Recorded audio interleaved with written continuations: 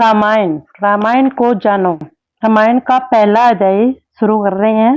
त्रेता युग की बात है। दैत्य वंश में रावण, कुंभकर्ण और विभीषण नाम के 3 भाई थे। रावण के 10 सिर और 20 हाथ थे। कुंभकर्ण का शरीर पहाड़ जैसा विशाल था। उसकी ताकत भी उसके शरीर की तरह प्रचंड थी। एक बार तीनों भाइयों ने मिलकर बड़ी कठोर तपस्या की। उनकी तपस्या से प्रसन्न होकर ब्रह्मा जी ने वर मांगने को कहा। रावण बोला, पितामह, मैं आदमी और बंदर छोड़कर किसी और से मारा न जाऊं। ब्रह्मा ने उसे मनचाहा वरदान दे दिया। रावण को विश्वास था कि मनुष्य और बंदर तो उसे मार नहीं पाएंगे, इसलिए एक प्रकार से वह अमर ही हो गया। कुंभकर्ण वरदान में इंद्र का पद मांगना चाहता था। ब्रह्मा जी ने उसका विशाल शरीर देखा।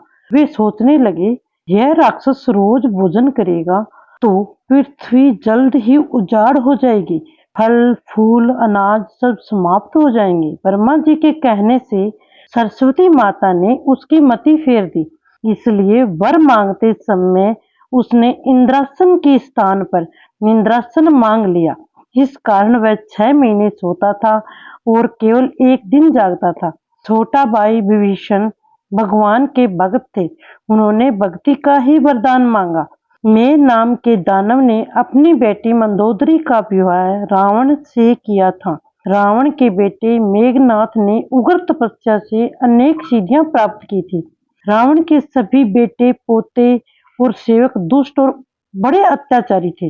रावण ने एक दिन समुद्र के बीच त्रिकुट पर्वत पर बसी हुई लंका नगरी को देखा। वहां एक बहुत सुंदर सोने का महल था। उसमें ढेर सारी चमचमाती सुंदर मणियां जड़ी थी। वहां यक्ष जाति के लोगों का बसेरा था। रावण के मन में लालच आ गया। उसने अपनी सेना सहित चढ़ाई करके यक्षों को खदेड़ दिया। वह अपने परिवार और सैनिकों के साथ वहां रहने लगा। एक दिन वह कुबेर से उनके पुष्प विमान छीनकर ले आया। उसके बेटे पोते और सैनिक चारों ओर जाकर अत्याचार करने लगे। मेघनाथ ने तो इंद्र को ही हरा दिया था। तब से उसका नाम इंद्रजीत हो गया। रावण जब गदा लेकर चलता था तब धरती डोलने लगती थी। इससे उसने अपने बल का बहुत घमंड हो गया था। उसने अपने सैनिकों से कहा, जाओ पृथ्वी पर फैलकर यज्ञ हवन पूजा पाठ जप तप श्रद्धा सब बंद कर दो। देवताओं को पकड़कर बंदी बना लो। आदेश मिलते ही राक्षस उपद्रव मचाने लगे। चारों ओर हाहाकार मच गया।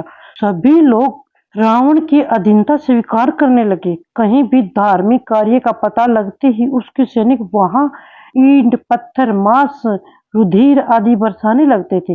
धार्मिक स्थान की पवित्रता नष्ट कर देते थे। वे भक्तों के गांव में आग लगा देते थे। इस प्रकार धर्म को क्षीण होता देख पृथ्वी व्याकुल हो गई। उपद्रवी राक्षसों का अत्याचार वह सह नहीं पा रही थी। अतिशय देखी धर्म के गलानी, परम सभीत दरा एकुलानी। धरती हम सबकी माता है। निर्दोष प्राणियों पर अत्याचार देख वह बहुत दुखी हो जाती है। वह गाय का रूप बनकर मुनियों और देवताओं के पास गई। वे सब भी बहुत दुखी थे। अंत सब मिलकर ब्रह्मा जी के पास गए। ब्रह्मा जी ने कहा, भगवान ही इस विपत्ति से हम सबकी रक्षा कर सकते हैं। धरती माता ने पूछा, पितामह, हम लोग भगवान को कहाँ और कैसे खोजें? तब कोई बैकुंठ जाने तो कोई क्षीर सागर में भगवान से मिलने की बात करने लगे। उस समय शंकर जी बोले, भगवान तो सभी जगह एक समान रूप से वायु में है। वे सभी दिशा में है। वे हर समय उपस्थित है, लेकिन वे प्रेम के द्वारा ही प्रकट होते हैं। जैसे लकड़ी में छिपी आग रगड़ने से निकलती है, उसी प्रकार सच्ची श्रद्धा से पुकारने पर भगवान सामने आ जाते हैं। हरि व्यापक सर्वत्र समाना, प्रेम से प्रकट हो ही में जाना। यह सुनकर सभी लोग गदगद मन से भगवान की प्रार्थना करने लगे। सामूहिक प्रार्थना से खुश होकर भगवान ने आकाशवाणी की। भगवान ने कहा, आप लोग भय छोड़कर अपने अपने स्थान पर जाएं। मैं राक्षसों का नाश करने हेतु अवतार लूंगा। मैं राजा दशरथ और रानी कौशल्या के पुत्र के रूप में धरती पर आऊंगा। इस प्रसंग से सामूहिक प्रार्थना की शक्ति का पता चलता है। सच्चे मन से की गई भगवान की प्रार्थना हमेशा अच्छा फल देती है। जब समस्या देश और समाज की हो तो प्रार्थना भी एक साथ मिलकर करनी चाहिए। मिलजुल कर किया गया हर शुभ कार्य सफल होता है। जय श्री राम।